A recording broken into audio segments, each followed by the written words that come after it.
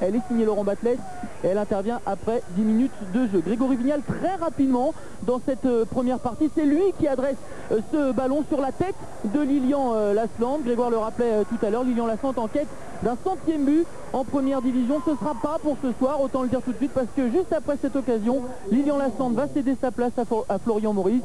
Un petit peu fatigué par un virus cette semaine, il ne s'est pas entraîné hier, Lilian Lasland. Il cède donc sa place après moins d'un quart d'heure de jeu. Lyon répond sur coup franc.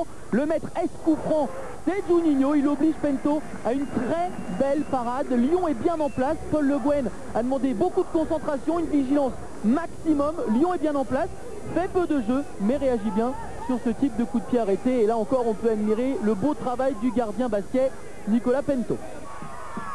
Bastia prend le match en main, là aussi des coups de pied arrêtés avec une récupération pour Essien qui tente de frapper. Le ballon revient dans la surface de réparation, c'est Florian Maurice qui frappe mais manque le cadre de Grégory Coupet.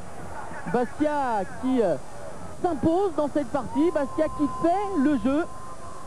Et Paul Le Guen qui demande de plus en plus à faire tourner le ballon dans les pieds lyonnais. Encore des Bastiais à l'attaque avec un ballon repoussé par Chanley. Cassapa également. Uras qui laisse à Amada.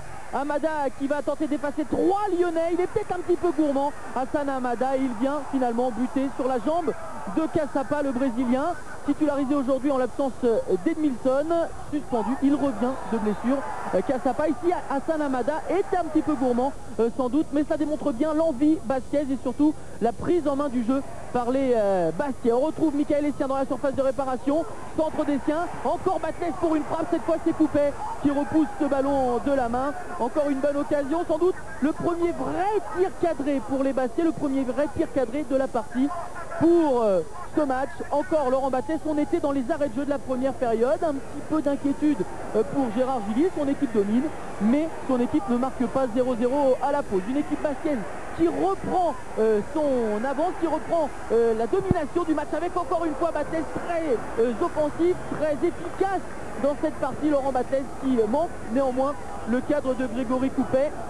Gérard Gilly qui a dû sortir à Amada et faire rentrer Ben Saada.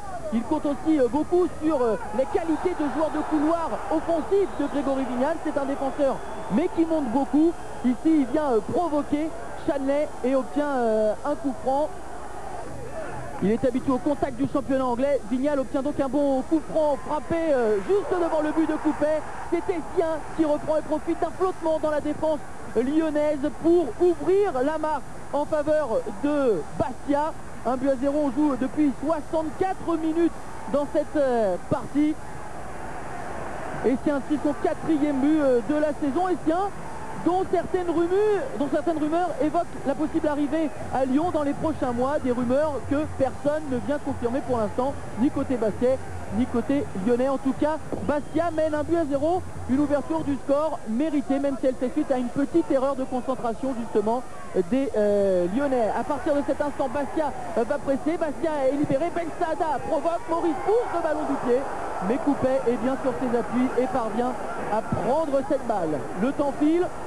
On est dans les 10 dernières minutes de la partie. Paul Le Guen évidemment est inquiet, son équipe est menée 1-0, mais son équipe a souvent encaissé des buts dans le dernier quart d'heure. Alors pourquoi pas cette fois parviendrait-elle à revenir pour une fois dans cette rencontre. Attention, ça va être reprise de Florian Maurice sur un service de Ben Saada à 9 minutes de la fin de la partie. Florian Maurice retrouve le chemin des filets, un chemin qu'il n'avait pas retrouvé depuis le 19 octobre dernier. Florian Maurice qui donne ce 2e but à l'équipe bastiaise. Et donc à moins de 10 minutes de la fin de la partie, sans doute le but victorieux pour les Bastiais, le but qui va venir mettre un terme à la volonté lyonnaise de revenir dans cette rencontre, d'autant que c'est Bastia qui continue de presser, Bastia qui récupère encore un ballon avec Ben Saada qui s'avance, Ben Saada qui provoque, Ben Saada qui frappe et Grégory Coupet qui prend le ballon. Une dernière occasion pour Ben Saada. Bastia l'emporte 2-0, 6e défaite de Lyon cette saison, la 5e à l'extérieur. Paul Le Guen n'est toutefois pas déçu du comportement de ses joueurs. Je trouve que les joueurs en première mi-temps notamment ont manifesté beaucoup d'engagement sur le plan du jeu, sur le plan de... Donc je suis pas déçu à ce niveau-là, je suis déçu du résultat, je suis déçu de la façon dont on prend ce premier but qui fait basculer le match. Mais pour le reste, je ne suis pas déçu. Pour moi, c'est pas un manque de concentration, un manque de combativité. Pour la deuxième fois en 5 jours, la défense corse n'a pas pris le moindre but. Son dernier élément, Grégory Vignal, lui, doit encore améliorer sa condition, même s'il est heureux de ce premier résultat.